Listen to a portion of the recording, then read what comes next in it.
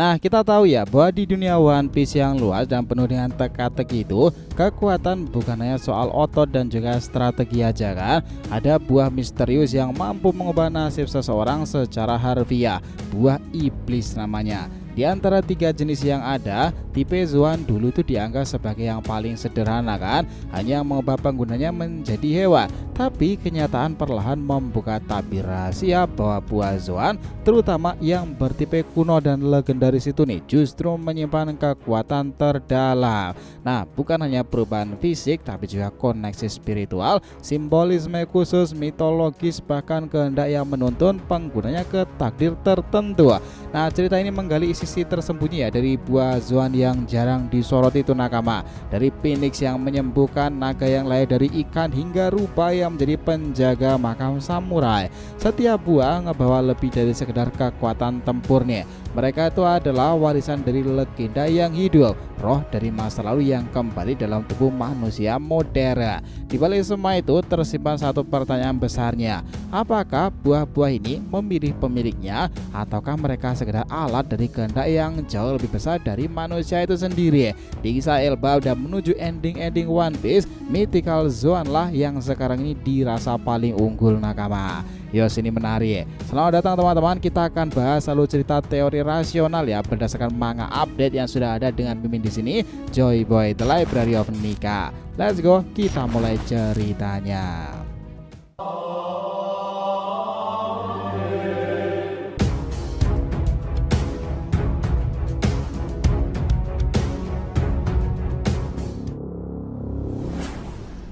Oh ya, biar terus bisa berinteraksi dengan kalian, subscribe di channel ini ya, dan bantu ramein video ini pula, oke? Disclaimer pula, ini adalah hipotesa dari teori resmi, bukan alur cerita ya. Kita sudah menandai di bagian atas thumbnail alur teori dan alur cerita. Jadi feel free nakama lebih menikmati yang versi mana.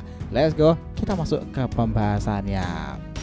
Sekarang ini di kisah One Piece banyak yang mengira ya bahwa buah iblis tipe Zoa adalah jenis yang biasa-biasa aja, cuman bikin penggunanya berubah jadi hewan tertentu. Tapi ya seiring berjalannya waktu, kenyataan menunjukkan bahwa Zoan bukan cuman kuat tapi juga menyimpan banyak misteri dan keistimewaan yang tidak dimiliki jenis buah iblis lainnya.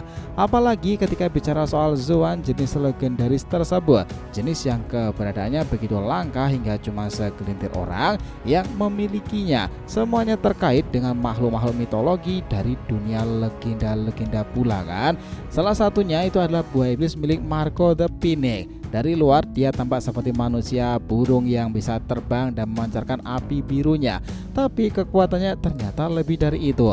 Api birunya bukan sekedar untuk menyerang aja, tapi juga punya kemampuan menyembuhkan baik dirinya maupun orang lain. Dan ingat, dalam mitologi nakama, burung Phoenix adalah simbol kebangkitan dari kematian. Marco pun menggambarkan hal itu dengan sempurna. Tidak ada serangan yang bisa benar-benar membuatnya itu tumbang kecuali dengan haki. Banyak yang percaya jika Marco itu harus gugur demi melindungi Luffy atau orang terpenting lainnya, maka buahnya bisa ngebuatnya bangkit kembali dengan harga tertentu kan. Entah kehilangan kekuatan, menjadi lebih mudah, atau hal-hal misterius lainnya. Itulah yang menarik. Hal yang sama juga berlaku kepada Kaido kan. Meski dikenal sebagai makhluk terkuat di dunia, ternyata buah iblis yang ia makan bukanlah buah naga seperti yang orang-orang kira. Itu melainkan buah ikan loh nakama. Dalam mitologi Jepang, naga berasal dari jenis ikan yang juga berevolusi. Menjelaskan kenapa Kaido bisa berubah jadi naga biru raksasa yang bisa terbang dan menyemburkan api. Uniknya lagi, kekuatan buahnya itu seolah-olah menariknya ke wilayah tertentu.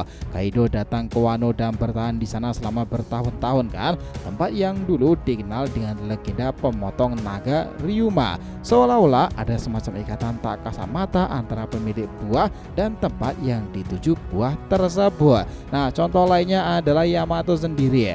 Ia memakan buah anjing-anjingan mitos tersebut itu bernama Oguchi no Makami, roh penjaga dalam mitologi Jepang. Menariknya pula, buah ini tidak hanya memberikan kekuatan tapi juga semacam dorongan batin kepada pemakannya untuk melindungi negeri Wano Kuni kan. Yamato punya keinginan menjelajah dunia seperti Oden, tapi pada akhirnya memilih tinggal di Wano demi melindunginya pula. Apakah ini karena buahnya mempengaruhi jiwanya pula, atau memang dia ditakdirkan seperti itu? Lalu ada pula Orochiya, sang shogun jahat yang memakan buah ular 8 kepala bernama Yamata no Orochi. Ingat, dalam mitologi makhluk ini tidak bisa mati kecuali semua kepalanya dipenggal. Dan dalam cerita pula, Orochi benar-benar terbunuh hanya setelah 8 kepalanya dipenggal satu persatu. Sayangnya ya nakama, udah seperti sengaja mengabaikan potensi besar dari buah yang satu ini. Orochi sendiri tidak menggambarkan kekuatan mitologisnya secara maksimal di Wano kala itu. Ingat bahwa Onimaru juga seekor rubah. Itu adalah contoh menarik lainnya. Ia memakan buah manusia-manusia yang membuatnya bisa berbicara dan berubah wujud. Tapi bukan sembarangan manusia, karena dalam bentuk manusia ia sangatlah besar. Rambutnya tampak seperti rohmati yang mengembara. Ini menjaga makam pedang di Wano. Wujudnya mencerminkan makhluk mistis bernama Onido, hantu raksasa dengan kepala besar yang muncul saat tahun baru dan dipercaya sebagai kumpulan jiwa para arwah. Semua ini menunjukkan bahwa buah Zoan legendaris tidak hanya sekedar mengubah tubuh, tapi juga menyatu dengan mitos yang diangkatnya pula. Buah Zoan legendaris lainnya juga tak kalah unik seperti buah yang dimiliki oleh karakter misterius bernama Gillingham. Ia memiliki bentuk tubuh seperti rusa yang bersisihkan, berapi dan juga berawan, mencerminkan makhluk mitologi yakni Kirin. Dalam kepercayaan timur, Kirin bukanlah makhluk buas tapi makhluk spiritual yang membawa kedamaian. Kekuatan Gillingham pun bersifat mental dan juga ilusi, seperti bisa mengubah imajinasi menjadi kenyataan dengan manipulasi mimpi seseorang. Hampir seperti versi lain dari kekuatan Luffy dalam mode nikahnya. Benar-benar luar biasa kan? Luffy sendiri adalah bukti bahwa dunia One Piece penuh dengan teka-teki nakama. Karena ya selama bertahun-tahun kita kira ia hanya pengguna buah iblis karet biasa, tapi ternyata buahnya itu bukanlah Gomu Gomu no Mi, melainkan Hito Hito no Mi model sang dewa matahari nikah. Manusia mitos yang bisa mengubah imajinasi menjadi kenyataan kan. Anehnya Luffy pun belum sepenuhnya sadar kekuatan sejatinya pula loh. Semua tekniknya masih didasarkan pada konsep karet, padahal potensinya itu jauh lebih besar dari itu semuanya. Jika ia benar-benar memahami kekuatannya, mungkin tidak ada yang bisa menandinginya lagi. Bahkan beberapa pengguna buah iblis istimewa, sama seperti Luffy ya nakama, Sengoku itu juga punya buah Zoan legendaris kan, Hito Hito no Mi model Buddha. Buah ini mengubahnya menjadi sosok emas raksasa, mencerminkan Buddha yang bijak dan pelindung umat manusia. Cocok dengan posisinya sebagai mantan laksamana tertinggi angkatan laut. Karakternya yang kalem menggambarkan perwujudan buahnya secara sempurna kan. Dan jangan lupakan itu juga ada jenis lain seperti Katarina Devon, salah satu kru dari Kuroige yang memakan buah rubah berekor 9 QB, makhluk legendaris yang dikenal dengan ilusi, tipu daya dan kemampuan menyamar sebagai manusia kan. Kitsune memanglah luar biasa. Sentuhan saja sekali dia lakukan, Devon bisa meniru suara, tubuh dan rupa targetnya pula loh. Contohnya jika dia menyentuh Sengurusei Saturnus. Bila mengikuti kisah aslinya, dia bisa saja mendapatkan kekuatan mengendalikan pikiran kan, menciptakan dunia ilusi, bahkan memperpanjang umur pula. Semuanya cocok dengan karakternya yang licik dan juga berbahaya. Nah selain itu ada juga dengan Stronger, kuda milik Doki yang memakan buah Pegasus. Meski tak banyak tampil sih memang, tapi simbolisme Pegasus jelas, kebebasan dan kekuatan. Namanya sendiri Stronger menggambarkan bahwa kekuatan ini bukan sekedar pelengkap tapi lambang dari sebuah dominasi kan. Dari semua ini terlihat bahwa buah Zoan legendaris bukan hanya memberikan petunjuk hewan mitologi, mereka juga menyatu dengan legenda-legenda pula, memberikan kekuatan spiritual, menyentuh jiwa, bahkan menuntun takdir dari para pemiliknya. Nah selain jenis legendaris yang nakama, ada juga Zoan kuno pula, mengubah penggunanya jadi makhluk prasejarah seperti dinosaurus. Nah sebagian besar digunakan oleh anak buah Kaido, X-Drake, Ulti, Pexwan, Sasaki, Queen dan juga King. Menariknya lagi, semua ini terkumpul dalam satu kelompok, seakan-akan ada kekuatan yang menyatukan mereka. Apakah ini karena kehendak buah Zoan itu sendiri, atau karena ambisi besar Kaido untuk ngebangun pasukan monster? Bahkan ingat nih, dalam SBS itu disebutkan salah satu mantan musuh Kaido, Hanafuda, pernah menghormatinya hingga menyerahkan anak-anaknya untuk jadi bagian dari kru tersebut. Lalu Zoan biasa itu jelas ya, jenis yang paling umum mengubah penggunanya jadi hewan biasa seperti manusia jadi singa, buaya, anjing atau bahkan rubah. Tapi jangan remehkan, meski sederhana, daya tahan pengguna Zoan itu luar biasa loh. Contohnya Pel yang bisa selamat dari ledakan dahsyat, atau anggota CP0 itu Rob Lucci dan Kaku yang bisa bertarung seimbang dengan bajak laut top sekalipun. Nah, ingat ya nakama, beberapa senjata bahkan benda mati dalam cerita itu bisa memakan buah Zoan pula.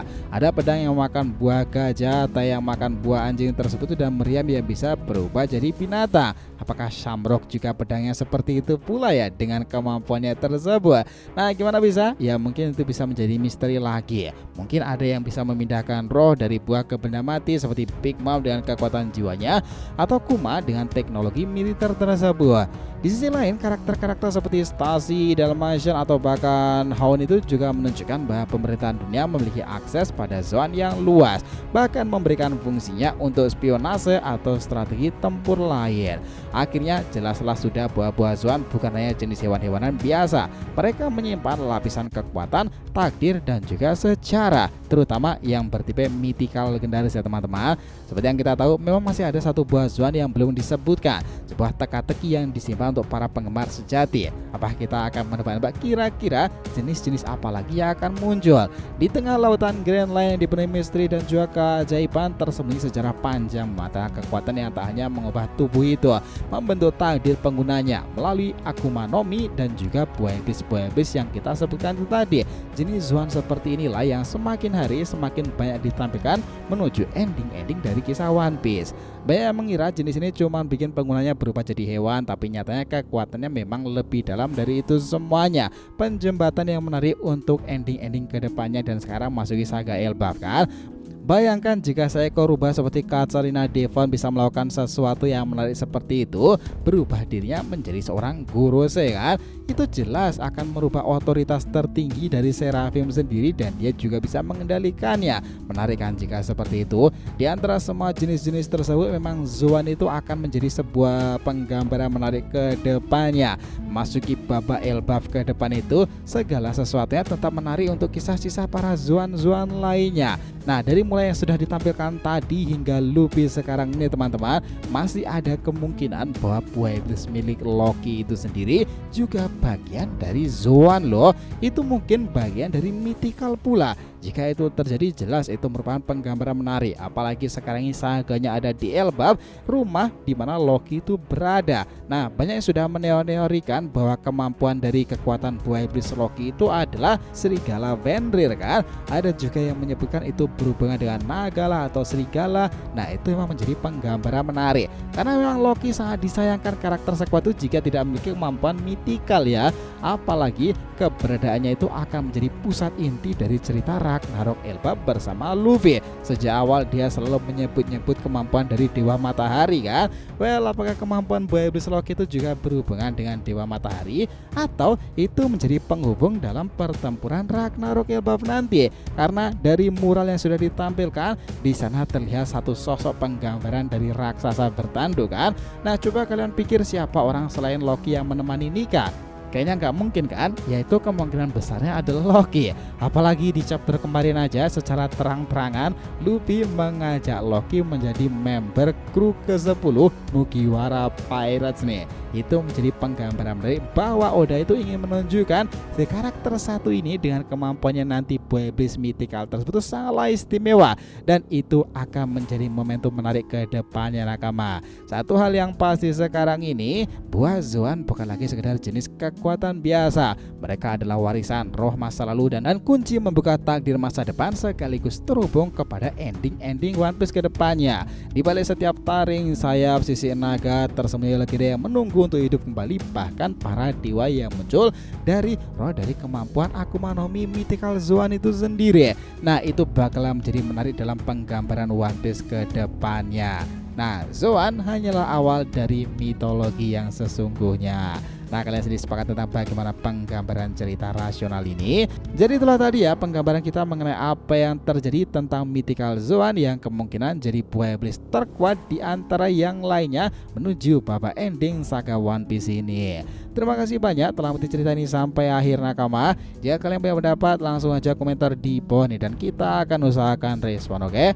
Sampai jumpa di video selanjutnya nakama, dan Joy Boy Sang Nika telah kembali ke peradaban One Piece.